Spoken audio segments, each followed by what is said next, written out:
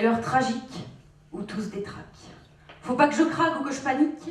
Je suis insomniaque et c'est chronique. J'avale un camion de Lexomil, 3 tisanes nommées nuit tranquille, relaxation, sommeil profond. J'en prendrais bien une au cyanure, mais il n'y en avait plus en rayon. 1h du mat, j'attends. Je tourne en rond, je batte le plafond que je connais par cœur, parce que bien sûr j'y passe des heures, des nuits entières d'observation. Il y a exactement 2 fissures, 3 taches, un trou, un défaut majeur de peinture dans l'angle au bout, et si j'en étais pas l'auteur, je dirais que le peintre est un branleur. 2 heures plus tard, changement de tactique, faire croire à l'insomnie chronique que j'ai même pas besoin de sommeil, que je suis un warrior, une guerrière, je résiste à tous les somnifères, et je m'en vais attendre le soleil. À ma fenêtre, je m'installe, il y a ma camarade d'infortune qui me fait un clin d'œil amical. « Salut Pierrot, salut la lune, tu dors toujours pas, non, que dalle. Moi non plus, dit un lampadaire. Putain, c'est quoi ces somnifères ?» 3h35, je suis énervée. J'insulte le marchand de sable et l'incompétence de Morphée. Quoique sérieusement, à ce stade, il semble qu'un marchand de ciment serait peut-être plus approprié. Allez, descends si t'es un homme. Vas-y, ramène ta bétonnière. Sont périmés mes somnifères. Si tu veux pas descendre, je te jure, la prochaine fois que je te vois, je te crève. N'est pas bientôt fini ta grève? Ça fait presque 30 ans qu'elle dure. 4 heures. Je recompte les moutons, les béliers, agneaux et brebis qui s'éparpillent allègrement dans le champ de mon insomnie.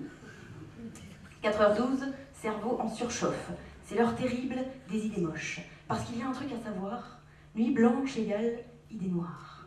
Allez du vent les petits moutons, place à l'autoflagellation.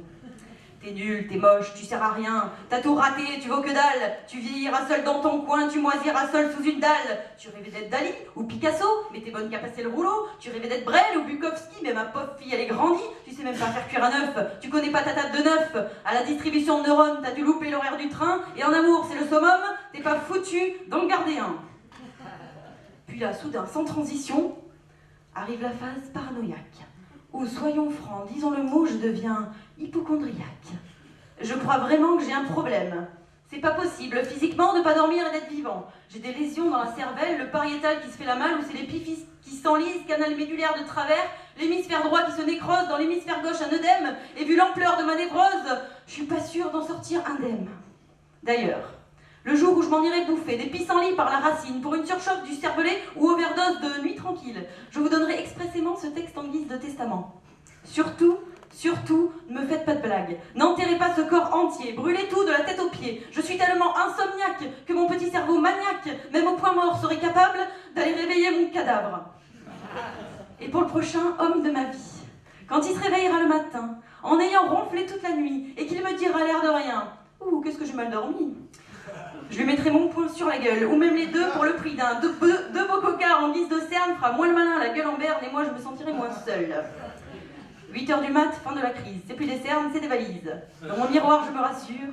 Au moins pour ce qui est de la peinture, je suis peut-être pas devenue Dali ou Picasso, mais vu la gueule que je tire à l'heure de lever mes rideaux, sans aucun doute on pourrait dire que je sors tout droit de leur tableau.